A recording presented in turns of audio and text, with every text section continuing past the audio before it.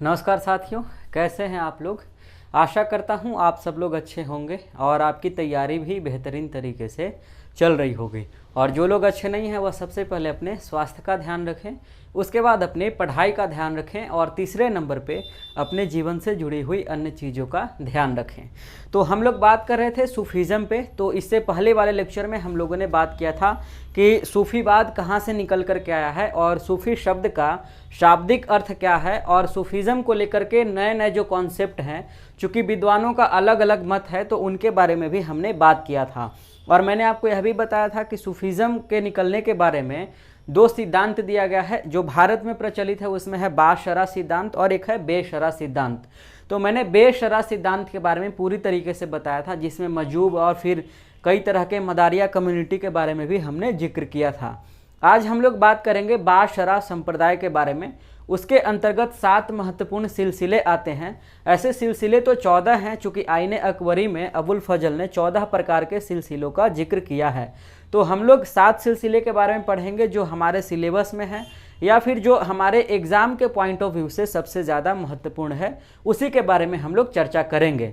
तो यदि आप वीडियो पे पहली बार आए हैं तो सबसे पहले आप उस वीडियो को जाकर के देख लीजिए जो इसका पहला लेक्चर है।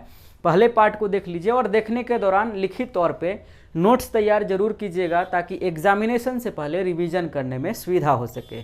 और चैनल पे पहली बार आए हैं तो चैनल को सब्सक्राइब जरूर कीजिएगा और अपने तमाम सारे दोस्तों को इस चैनल के साथ जोड़िएगा जरूर। तो आज का लेक्चर में आगे बढ़ने से पहले आप सभी से रिक्वेस्ट है कि वीडियो देखने के दौरान किसी भी तरीके का ऐड आता है, किसी भी तरीके का प्रचार आता है तो आप उसको पूरा देखिएगा। देखने का पर्पस सिर्फ इतना है कि उससे थोड़ा बहुत रिवेन्यू जनरेट होता है ताकि उससे आगे चैनल को बढ़ा सकें, और कोई पर्पस नहीं है। बाकी तो आपकी मर्जी, ये तो मतलब फ्रीडम है ही इंडिया में। तो चलिए फिर हम लोग स्टार्ट करते हैं। तो आज का सूफीज़म स्टार्ट करने से पहले एक स्टूडेंट है जिनका नाम है विभा मौर्य। उनका कमेंट सेक्शन में एक सवाल आया था कि हिजरी संवत क्या है और उससे रिलेटेड कुछ कॉन्सेप्ट के बारे में वो जानना चाह रहे थे। तो सबसे पहले उसके बारे में हम लोग बात कर लेते हैं। तो यह सभी के लिए सवाल जिन्होंने पूछा उसको बहुत शुक्रिया।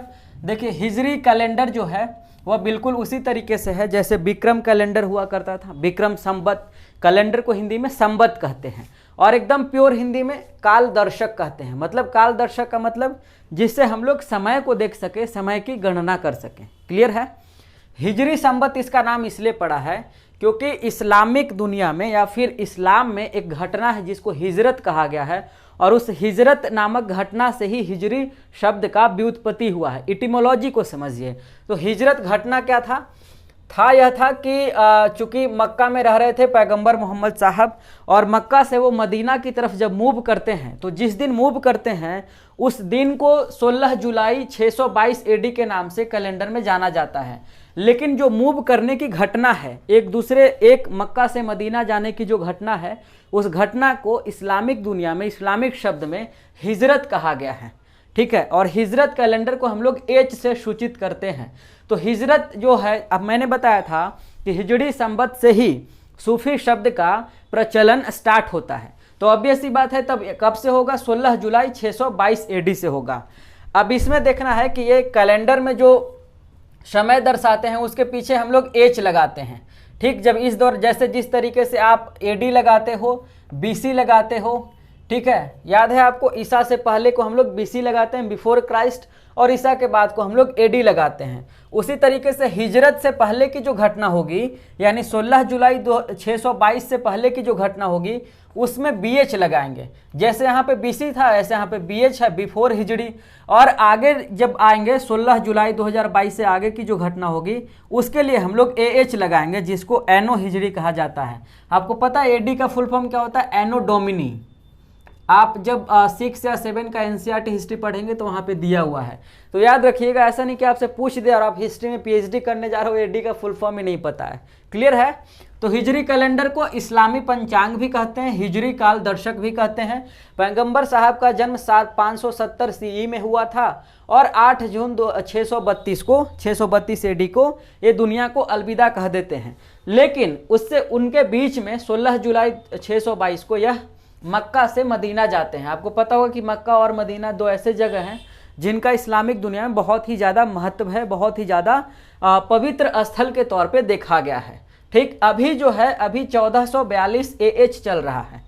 जैसे हम लोग बात करते हैं ना कि 2021 AD चल रहा है, उसी तरीके से इस्लामिक कैलेंडर में बात करें तो कह सकते हैं 1442 AH चल रहा है।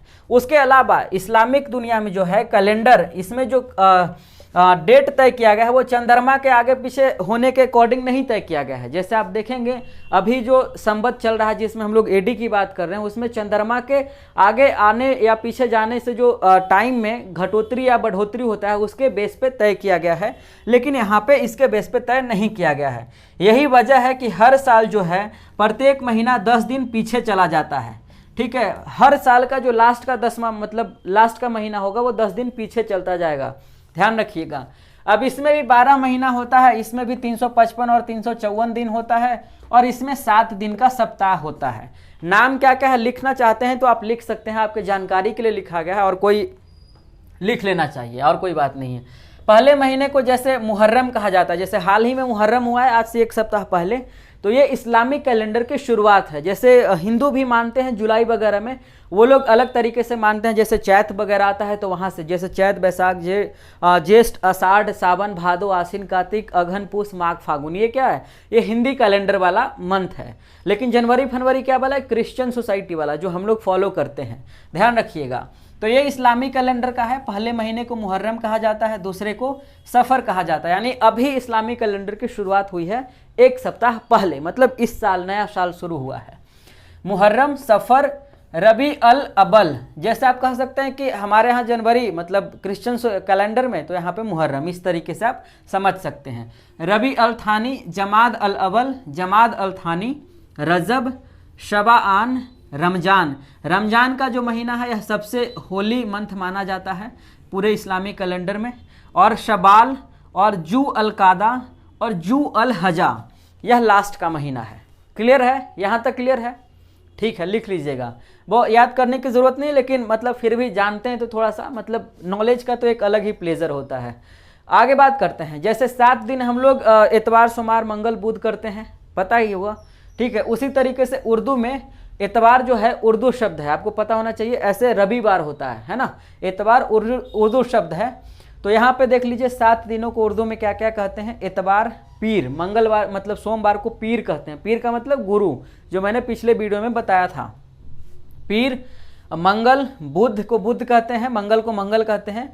जुमहरात, ठीक है, जुमहरात और जुम्मा, जुम्मा किसको कहेंगे, जुमहरात कहेंगे थर्सडे को, और जुम्मा कहेंगे फ्राइडे को, और सैटरडे को हफ्ता कहेंगे, मतलब हफ्ता लग जाता है। मुंबई में हफ्ता वगैरह मांगते हैं विलेन सब, ठीक है। और अरबिक दुनिया में यानी अरबिक भाषा में इतवार को यौम अल अहद कहते हैं, और पीर को यानी मंगलवार सोमवार को यौम अल इथनायन, और यौम अल थुलाथा, यौम अल अरबिया, और यौम अल खमीस, और यौम अल जुमुआ, और यौम अल सब्त। क्लियर है? क्लियर है। तो हिजरी संबत में इससे ज़्यादा आपको जानने की ज़रूरत नहीं है, इतना में तो आप PhD कर लोगे। ठीक है, इसको मिटाते हैं। अब हम लोग सूफीज़म पे बात करते हैं। ऐसे ही कोई सवाल हो ना तो आप लोग कमेंट सेक्शन में बता दिया करो, ताकि उस पर काम कर सके ना।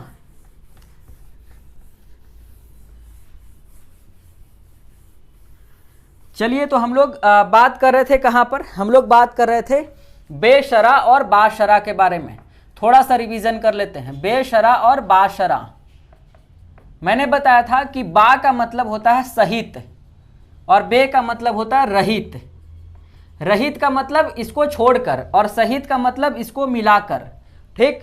और शरा का मतलब शरीयत, यानी कि बाशरा कम्युनिटी वाले लोग शरीयत के अकॉर्डिंग अपना आचार व्यचार या फिर अपना व्यावहारिक जीवन व्यतीत कर रहे थे। लेकिन बेशरा कम्युनिटी वाले लोग शरीयत के अकॉर्डिंग नहीं, इस्लामी परंपरा के अकॉर्डिंग नहीं, बल्कि अपने मन से जो कुछ भी कर रहा था वो कर रहे थे, अपने मन से जो कुछ आ रहा था वो कर रहे थे।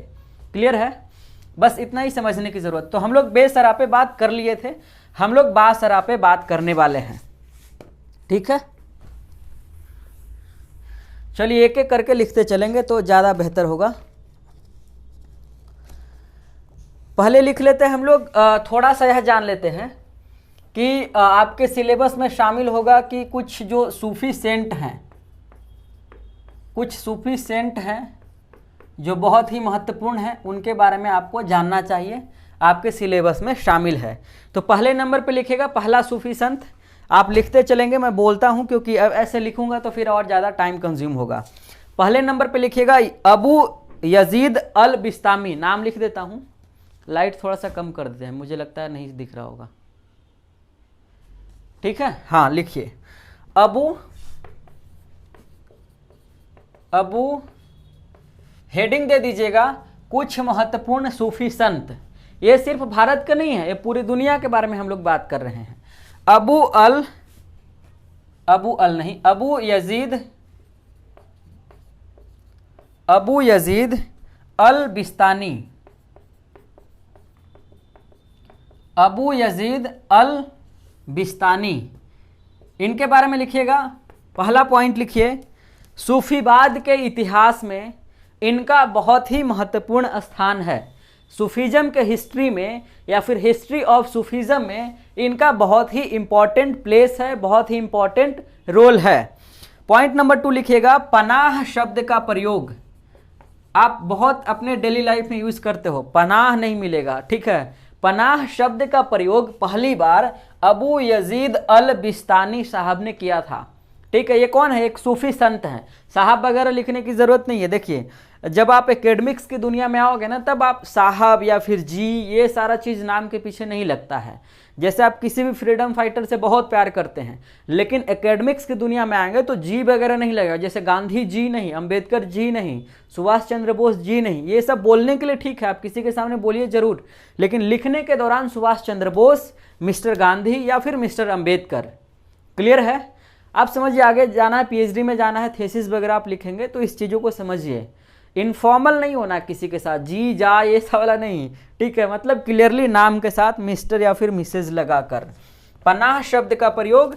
अगला पॉइंट लिखिएगा, इन्होंने यह बताया कि ईश्वर में विलीन होने के बाद, ठीक है, इन्होंने कहा कि ईश्वर में जब तक आप विलीन नहीं होंगे तब तक वका प्राप्त नहीं होगा आपको, ठीक है। तो ईश्वर में विलीन होने के लिए वका को प्राप्त करना ही होगा। और वका मैंने बताया था कि सूफी संतों ने 14 रास्ते बताए थे, 12, ठीक है। उसमें कई सारे थे, पनाह था, होफ था, पहला रास्ता था रिपेंटेंस, जहाँ पे हम लोग पछतावा करते हैं। आपको समझ में आ रही बात? पिछले वीडियो को देखेंगे तब ये समझ में आएगा, ठीक है। तो वका प्राप्त करेंगे तभी आप ईश्वर में विलीन होंगे। और ईश्वर में विलीन होने का क्या अर्थ है? यहाँ पे सूफीज़म में आत्मा एवं परमात्मा के संबंध को बिल्कुल वैसे ही दर्शाया गया है जैसे एक प्रेमी और एक प्रेमिका का संबंध होता है। क्लियर है? क्लियर है? हाँ ठीक है। दूसरे नंबर पे लिखिएगा,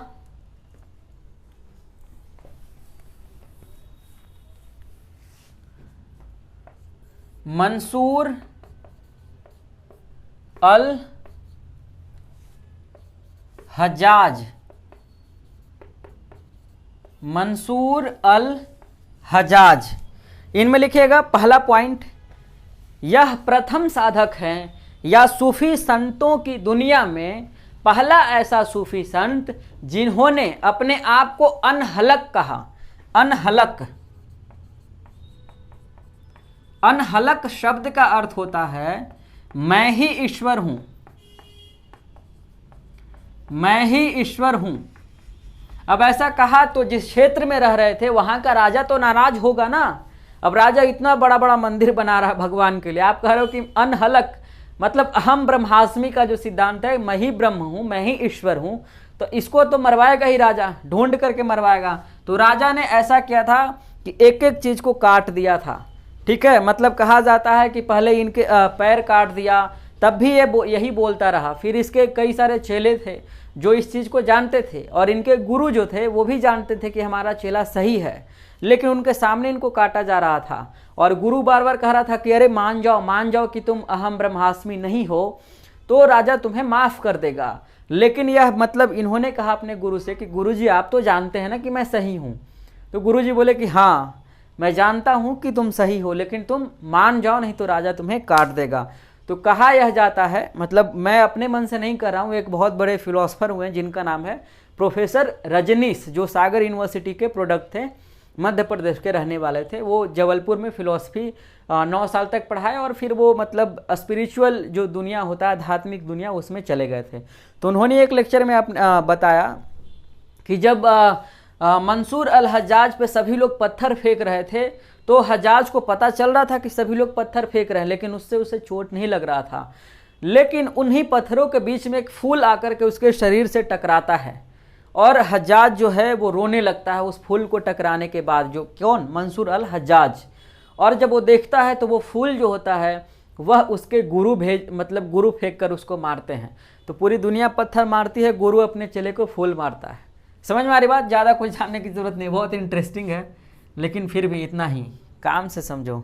आगे लिखिएगा, उन्होंने किताब उल तवासिन, किताब उल तवासिन, ये क्या है? एक किताब है, ये इनकी रचना है। किनकी? मंसूर अल हज्जाज की। आगे लिखिएगा, उन्होंने सूफी की 10 अवस्थाओं का वृतांत देने वाला, ठीक है, 10 मुकामी रेखता का रचना किया। इसमें क्या बताया गया है कि प्रत्येक सूफी के 10 अवस्थाएं होती हैं, उसके बारे में इसमें जिक्र किया गया है। यहां तक क्लियर है? कॉन्सेप्ट के साथ समझना है एकदम आराम आराम से, ऐसा नहीं कि मतलब एक ही बार ऐसे खाना खाना टाइप से नहीं। थोड़ा सा तीसरे नंबर पे लिखिएगा, अल गजाली, अल गजाली। अल गजाली में लिखिएगा, इनका जन्म ईरान में हुआ था। अल गजाली का जन्म ईरान में हुआ था। ईरान तो पता ही है, मिडिल ईस्ट में, ठीक है, ईरान में जन्म हुआ था। और यह ईरान के बहुत ही प्रसिद्ध सूफी संत थे। ईरान के बहुत ही प्रसिद्ध सूफी संत थे। आराम आराम से लिखते चलिए, ठीक है। इसमें लिखिएगा, इन्होंने तोहफतुल फलसफा, लिखिएगा इन्होंने, इन्होंने किन्होंने? अल गजाली ने तोहफुल फलसफा, तोहफुल फलसफा नामक ग्रंथ की रचना की, ठीक है। तोहफत उल, ठीक है, तोहफत उल, उल का मतलब क्या होता है? उल, अल, ए, ये सब का मतलब का होता है, ध्यान रखना, ठीक है। उल, अल या फिर ए हो, मतलब जैसे आइन ए अकबरी, तो उसका मतलब का होता है। क्लियर है? इनके बारे में बस इतना ही। आगे लिखिएगा, जो एक लेडी हैं और बहुत ही महत्वपूर्ण है, मतलब सूफियों की दुनिया में यदि मतलब लेडी सूफी की बात की जाए तो सबसे महत्वपूर्ण नाम आता है इनका। इनका नाम है, बहुत ही खूबसूरत नाम है, राबिया। क्या नाम है? राबिया। लिखेगा 8वीं सेंचुरी की, 8वीं शताब्दी की एक या 8वीं शताब्दी की सबसे महत्वपूर्ण महिला सूफी संत। राबिया कौन थी? 8वीं शताब्दी की सबसे महत्वपूर्ण महिला सूफी संत। पूरा लिखना है, महिला सूफी संत, सिर्फ सूफी संत नहीं, ठीक है। अब इसमें बारी बारी से लिखिएगा। पहले नंबर पे लिखिएगा कि इन्होंने अपने आप को ईश्वर के हवाले कर दिया और साथ ही यह जिंदगी भर कुंवारी रही, जैसे राधा कृष्ण के लिए। साथ ही यह जिंदगी भर कुंवारी रही, इसी को दूसरे अर्थ में लिख सकते हैं कि जिंदगी भर इन्होंने शादी नहीं किया। तो आप लोग तो करोगे ना। लिखिएगा, इन्होंने, राबिया ने कॉन्सेप्ट बताया जो सूफिज्म का कॉन्सेप्ट है। इन्होंने कहा कि ईश्वर जो है वह प्रेमिका है और साधक जो है वह प्रेमी है। अब अक्सर क्या होता है, प्रेमी अपने प्रेमिका के पास जाने के लिए तड़पता है। आप लोग भी तड़पते होंगे कभी कभी, ठीक है। प्रेमिका को और क्या कह सकते हैं? माशुका भी कहते हैं ना, ठीक है, माशुका। और ये देखो, तो साधक जो है प्रेमी के तौर पे है और ये ईश्वर जो है प्रेमिका के तौर पे हैं। तो प्रेमी अपने प्रेमिका के पास पहुंचने के लिए, यानी राबिया अपने प्रेमिका के पास पहुंचने के लिए अपने आप को ईश्वर के हवाले कर दी और जिंदगी भर कुंवारी रही। एक शेर है निदा फाजली का, शायद होगा, क्या था, माशूक का बुढ़ापा लज्जत दिला रहा है और अंगूर का मजा किशमिश में आ रहा है। मेरे ख्याल से आप लोग जानते होंगे। यहाँ पर मतलब ऐसे उसका कोई मतलब नहीं था, लेकिन फिर भी आगे बात करते हैं। तो अगला पॉइंट लिखिएगा, मैं यहाँ पे लिखूंगा नहीं, लिखते चलिएगा। ईश्वर के प्रति यानी भगवान के प्रति किए जाने वाले प्रेम को, ईश्वर के प्रति या फिर भगवान को किए जाने वाले प्रेम को इश्क इलाही या इश्क हकीकी, इन्होंने कहा राबिया ने कि भगवान के प्रति जो प्रेम होता है उसको इश्क हकीकी कहते हैं या फिर इश्क इलाही। कुछ ज़्यादा इश्क नहीं हो रहा है, इश्क इलाही। जिसको इश्क हुआ होगा समझ गया होगा इश्क का क्या मतलब होता है। ठीक है, क्लियर है, मिटाएं।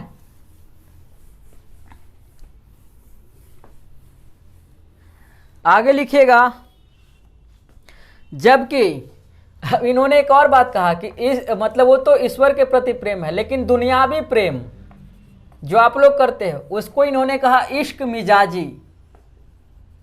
लो, अब बताओ इश्क हकीकी में जी रहे हो या इश्क मिजाजी में?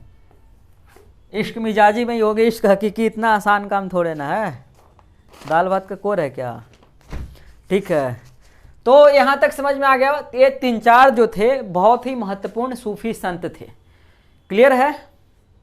अब हम लोग बात करते हैं भारत के महत्वपूर्ण सिलसिलों के बारे में। ठीक है, सिलसिला जो अंग्रेजी में पढ़ते हैं वह लिख सकते हैं सूफी ऑर्डर्स।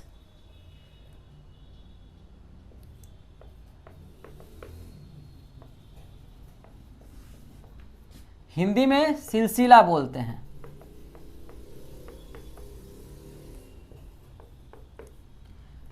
इसमें लिखिएगा कि अबुल फजल ने अपनी किताब आईने अकबरी, अबुल फजल ने अपनी किताब आईने अकबरी में भारत के 14 सिलसिलों का जिक्र किया है। कितने सिलसिलों का? भारत के 14 सिलसिलों का जिक्र किया है। और अबुल फजल कब के हैं? अबुल फजल किसके दरबार में है? अकबर के दरबार में। क्लियर है। और अकबर का टाइमिंग कब है? 1556 से लेकर के 1605, यही है। क्लियर है, सही है गलत है? सही होगा। ठीक है, तो इसका मतलब है कि इस दौर में ही भारत में 14 प्रकार के सिलसिले चल रहे होंगे, तभी तो अबुल फजल अपनी किताब में इस चीज़ का जिक्र करता है। इसके अलावा आईने अकबरी में और भी बहुत सारे चीज़ों का जिक्र किया गया है, लेकिन यहाँ पर हम लोग सूफी ऑर्डर के बारे में पढ़ रहे हैं तो सिर्फ इसी के बारे में जानेंगे। जब हम लोग मुगल डायनेस्टी पढ़ेंगे तो वहाँ पे आईने अकबरी पे स्पेशल एक लेक्चर ही कर लेंगे, जिसमें आईने अकबरी में जितने भी सारे चीज़ों का जिक्र किया गया है वो सब आपके सामने आएगा। उस पर कम से कम मतलब 30-40 मिनट का एक लेक्चर आराम से हो सकता है। ठीक, तो आईने अकबरी में यह नहीं समझ जाना है कि सिर्फ इसी चीज़ का जिक्र है, ऐसा कुछ भी नहीं है। ठीक है, क्लियर है, मिटाएं। हाँ, लेकिन 14 प्रकार के सिलसिलों का जिक्र तो है, लेकिन महत्वपूर्ण जो थे उसमें 5-7 ही महत्वपूर्ण थे। जैसे उदाहरण के तौर पे चिश्तिया सिलसिला महत्वपूर्ण था, नक्शबंदी सिलसिला महत्वपूर्ण था, सुहरावर्दी सिलसिला महत्वपूर्ण था। उसके अलावा कलंदरिया, ठीक है, मदारिया भी लिख लीजिए। मदारिया भी एक महत्वपूर्ण था, हालांकि मदारिया तो मैंने बता दिया है बेशरा वाले में। और आगे लिख लीजिएगा, एक होगा कादरी सिलसिला, और एक लिख लीजिएगा शतारी सिलसिला को अंग्रेजी में ऑर्डर कहते हैं, तो आप ऑर्डर लिखते चलना। बाकी तो ये हिंदी तो आप समझ ही रहे हो, इसको अंग्रेजी में चिश्तिया, तो चिश्तिया लिख दीजिए, कुछ ज़्यादा समझने की क्या आवश्यकता है। और एक और लिख लीजिएगा लास्ट 7वां नंबर, वो है फिरदौसी। फिरदौसी, ठीक है। चिश्ती, सोहरावर्दी, कादरी, शतारी, नक्शबंदी, फिरदौसी। और मदारिया अभी मैंने लिखा है तो मदारिया मैंने पढ़ा दिया है, तो यहाँ पे इसका जिक्र करने की कोई आवश्यकता नहीं है, ठीक है। अब मैं इसको मिटाता हूँ और एक एक करके हम लोग बात स्टार्ट करते हैं चिश्तिया सिलसिला से, ठीक। चलिए, इसमें यदि एक लेक्चर की और आवश्यकता पड़ेगी तो कर लेंगे, घबराने की ज़रूरत नहीं है। मतलब शॉर्ट में तो हम लोग नहीं भागेंगे, मतलब चाहे एक ही चैप्टर क्यों ना पढ़ें, लेकिन पढ़ेंगे तो ढंग से पढ़ेंगे, नहीं तो नहीं पढ़ेंगे, बात ही ख़त्म, ठीक है। लिखिएगा चिश्तिया सिलसिला, हेडिंग दीजिएगा Chishtiya order, order order order, ठीक है। अब देखो, जब हम लोग किसी भी सिलसिला के बारे में पढ़ेंगे तो एक तो यह हो सकता है कि वह सिलसिला भारत में पहली बार लॉन्च हुआ हो, या फिर यह हो सकता है कि वह सिलसिला भारत से बाहर पहली बार लॉन्च हुआ हो और भारत में उसको लॉन्च करने वाला कोई और व्यक्ति हो और पूरे दुनिया के पटल पे लॉन्च करने वाला कोई और हो। बिल्कुल उसी तरीके से जैसे प्राचीन भारत में चावल का प्राचीनतम साक्ष्य यदि विश्व में पूछा जाए तो कहीं और है, कहाँ है यह आप बताना, ठीक। और यदि भारत में चावल का प्राचीनतम साक्ष्य पूछा जाए तो कहीं और है। यह दो सवाल आपको कमेंट सेक्शन में इसका आंसर देना है। एंशिएंट इंडिया में मैंने बहुत विस्तार से इसको पढ़ाया, लेकिन आप लोग बताना अपने तरफ से भी, तो आप लोग पढ़ते हो, ऐसा थोड़ा ना कि आप हमारे ऊपर ही निर्भर रहते हो, ठीक है। चिश्तिया सिलसिला का संस्थापक लिखिए, पूरे दुनिया का संस्थापक, मतलब पहली बार इसकी जो स्थापना की उनका नाम लिखिए ख्वाजा अबू, तो कितना बड़ा बड़ा नाम होता है, तभी मुझे भी याद नहीं होता। ख्वाजा अबू इसहाक, ख्वाजा अबू इसहाक सामी। यह जो है वह खुरासान के रहने वाले हैं, तो ऑब्वियस सी बात है इसकी जो पहली बार स्थापना होगी खुरासान में होगी, ठीक है। कहाँ होगी? खुरासान में, ईरान के पास का इलाका है। लेकिन यदि आपसे भारत में पूछा जाए कि भारत में किन्होंने किया, तो मेरे ख्याल से भारत में आप लोग जानते होंगे ख्वाजा मोइनुद्दीन चिश्ती। मतलब यह कहा जाए कि Chishtiya who was the founder of Chishtiya order in India, तो इन इंडिया कौन है? Khwaja Moinuddin Chishti. But in world की बात की जाए, पहली बार बात की जाए, तो फाउंडर के तौर पे ख्वाजा अबू इसहाक सामी जो खुरासान के रहने वाले हैं उनको हम लोग याद करेंगे। तो ऐसा नहीं कि सवाल है एग्जाम में तो देखे चिश्तिया सिलसिला पट से मार दे ख्वाजा मोइनुद्दीन चिश्ती, ऐसा नहीं। देखना है कि वो भारत में संस्थापक पूछ रहा है कि केवल संस्थापक पूछ रहा है। तो केवल संस्थापक, तो यहाँ भारत में कौन संस्थापक? तो ख्वाजा मोइनुद्दीन चिश्ती। ख्वाजा मोइनुद्दीन चिश्ती के दरगाह पे गए हो?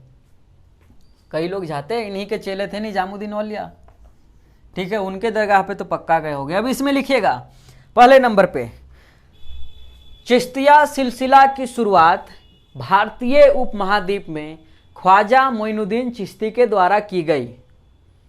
पहले पॉइंट पे लिखिएगा, चिश्तिया सिलसिला की शुरुआत भारतीय उपमहाद्वीप में ख्वाजा मोइनुद्दीन चिश्ती के द्वारा की गई। अब आगे लिखिएगा नेक्स्ट पॉइंट, चिश्तिया सिलसिला में, यानी चिश्तिया जो सिलसिला है उसमें समा का विशेष महत्व है। शमा, समा का मतलब होता है संगीत।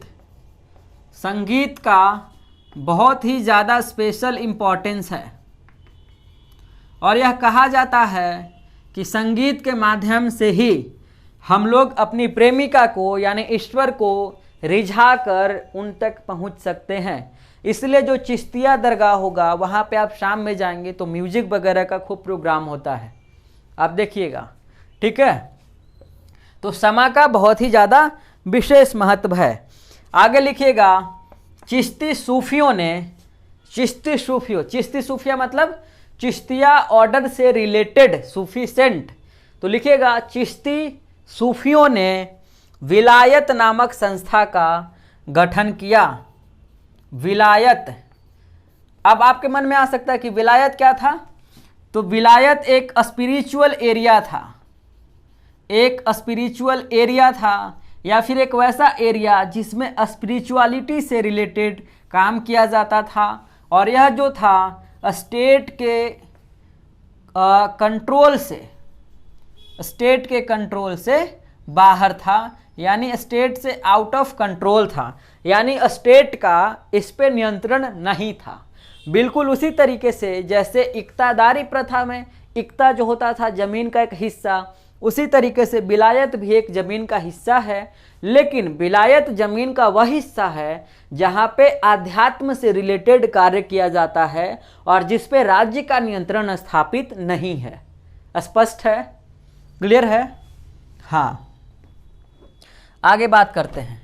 अगला पॉइंट लिखिएगा कि चिश्ती परंपरा के सूफी संत शरीयत का नियमानुसार पालन करते हैं, या फिर चिश्ती परंपरा के सूफी संत शरीयत के अनुसार अपना जीवन यापन करते हैं।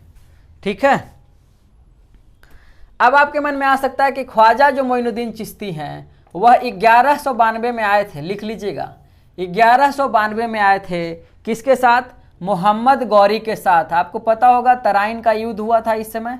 तराइन का कौन युद्ध हुआ था आप यह बताना कमेंट सेक्शन में।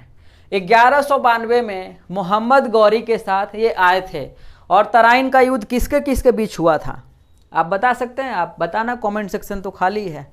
ठीक, तो मोहम्मद गौरी के साथ भारत आए। तो भारत में आए तो ऐसा नहीं कि डायरेक्ट उनको कहीं पे जगह मिल गया कि जाकर के अपना आश्रम बना लिया, ऐसा कुछ नहीं था।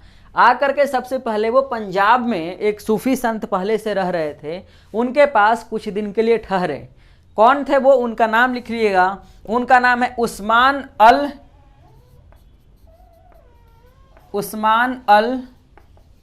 हुजवेरी। उस्मान अल हुजवेरी। और इनकी एक बहुत फेमस किताब है, उसको लिख लीजिएगा कशफुल। 2-4 बार पढ़िएगा तो याद हो जाएगा, 2-4 बार वीडियो देख लीजिएगा। कशफुल महजूब,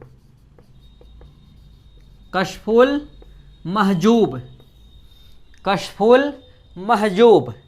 अगला पॉइंट लिखिएगा, ख्वाजा मोइनुद्दीन चिश्ती कुछ दिन लाहौर में रुके, और लाहौर में रुकने के पश्चात वो फिर दिल्ली आ गए। मतलब धीरे धीरे ही बढ़ेंगे ना, लाहौर से फिर दिल्ली की तरफ बढ़े। पहले पंजाब, मतलब पंजाब का ही हिस्सा है लाहौर। पंजाब एक बड़ा स्टेट था और लाहौर उसका एक शहर हुआ करता था। जैसे अभी आप देखोगे कि भारत में जो यूनिवर्सिटी ऑफ पंजाब है, पंजाब यूनिवर्सिटी, और लाहौर में भी एक पंजाब यूनिवर्सिटी है, लेकिन दोनों के स्पेलिंग में अंतर है। मेन जो पंजाब यूनिवर्सिटी है वो वही था, लाहौर वाला ही, लेकिन उसका कुछ डिपार्टमेंट यहाँ चलता था। मतलब दोनों मर्ज था ना, मिला हुआ था, तो बहुत बड़ा एरिया में बटा था। लेकिन जब भारत का विभाजन हुआ तो यहाँ वाले जो कुछ डिपार्टमेंट बचे थे उनको मिला करके एक यूनिवर्सिटी का रूप दे दिया गया। क्लियर है? चलो, हाँ, अगला पॉइंट लिखिएगा, ख्वाजा साहब कुछ दिन लाहौर रुके और उसके बाद दिल्ली आ गए। दिल्ली के बाद वो कहाँ चले गए? यहाँ पे लाहौर है, यहाँ पे दिल्ली आ गए, और फिर यहाँ पे राजस्थान चले गए। और राजस्थान में कहाँ? अजमेर में। आपको पता होगा कि ख्वाजा मोइनुद्दीन चिश्ती की दरगाह अजमेर में ही है। तो बाद में ये अजमेर चले गए और अपना ठिकाना जो है अजमेर को ही बनाया। ठीक है, मतलब रहने का अपना जगह जो है, आवास जो है, वह कहाँ में बनाए? अजमेर में ही। क्लियर है? ठीक है, क्लियर है तो फिर आगे बढ़िए। आगे लिखिएगा, जो आवास होता था ना, जैसे अजमेर में आवास बनाए, तो आवास तो हिंदी शब्द है, ठीक है, इसी को उर्दू या अरबिक भाषा में खानकाह कहते हैं। तो कंफ्यूज मत होना, खानकाह बनाया अपना। ठीक है, इसको अब मिटाते हैं।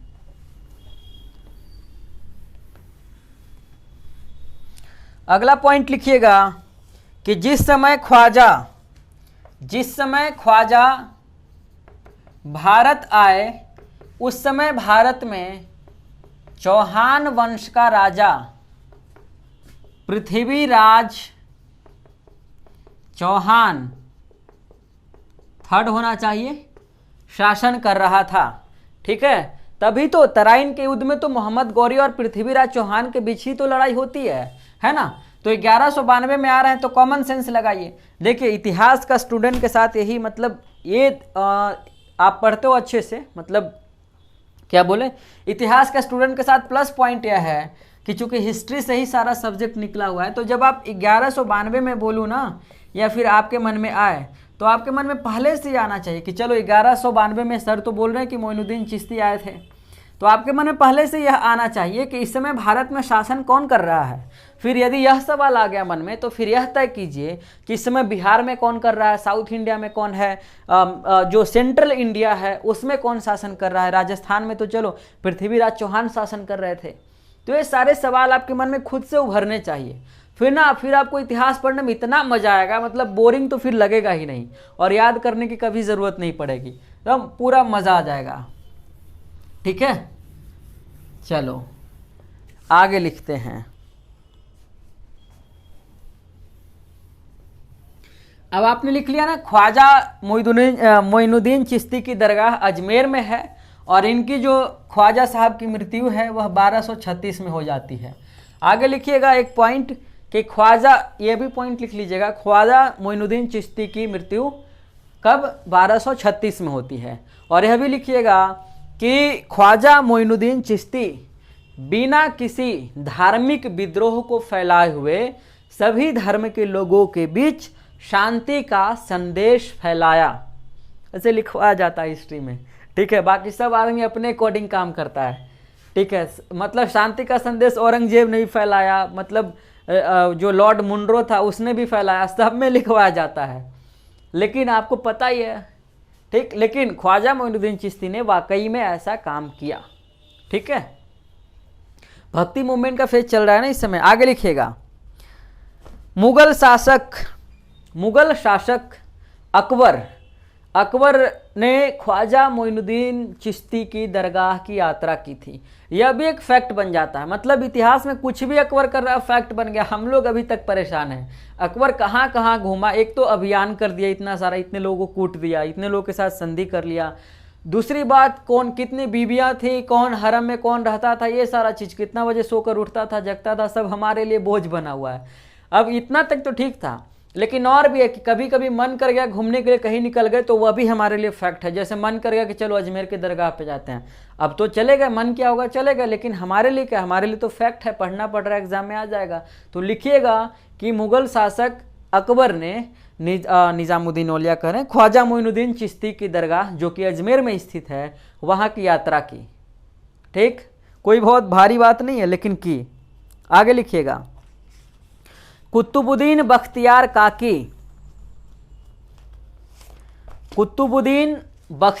काकी ख्वाजा मोइनुद्दीन चिश्ती के बहुत ही या फिर सबसे महत्वपूर्ण शिष्य थे, सबसे टैलेंटेड वाला उत्तराधिकारी टाइप वाला जो बात आती है।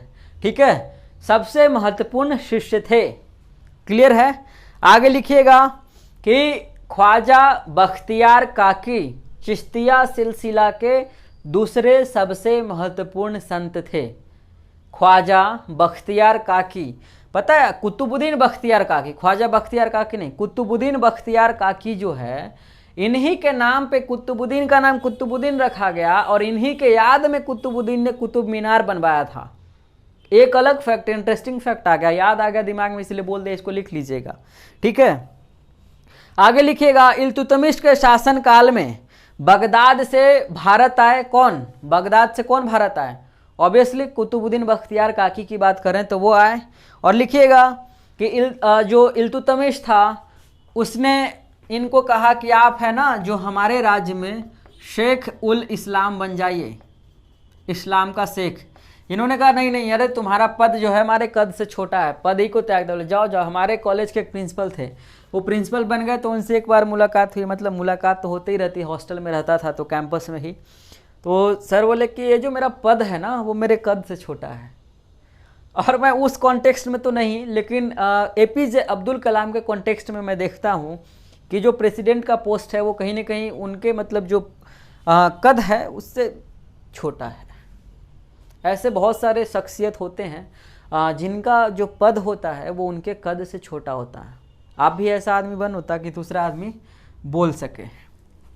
बनोगे ही नहीं, इश्क मिजाजी करते हो ना। आगे लिखिएगा इसमें दिल्ली, वो तो मैंने लिखवा ही दिया, ठीक है। अब चिश्तिया सिलसिला में ही एक और सूफी संत को लिखिए। ये तो वीडियो थोड़ा लंबा होगा, 40 मिनट तो ऑलरेडी हो चुका है। शेख हमीद उद्दीन नागौरी, या फिर देख लेते हैं इसमें और कितने लोग हैं।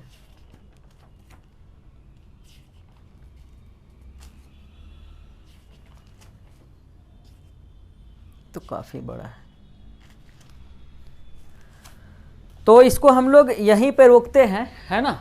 इसको हम लोग अगले लेक्चर में करेंगे, और अगले लेक्चर में हम लोग बाकी जो सिलसिले हैं उसके बारे में कोशिश करेंगे बात करने का, क्योंकि बहुत शॉर्ट में तो हम लोग करेंगे नहीं। जो भी करेंगे बिल्कुल विस्तार में करेंगे, डिटेल में करेंगे, एकदम आराम से खूब बिंदास पढ़ करके करेंगे ताकि कोई भी सवाल छूटे नहीं।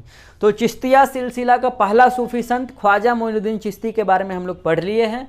अगले लेक्चर में हम लोग चिश्तिया सिलसिले के और जो बाकी बचे हुए सूफी संत हैं उनके बारे में हम लोग अध्ययन करेंगे।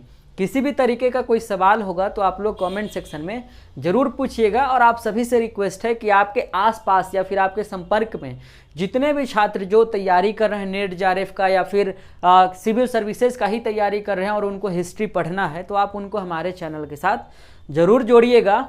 बहुत बहुत शुक्रिया आप सभी का इस वीडियो को देखने के लिए।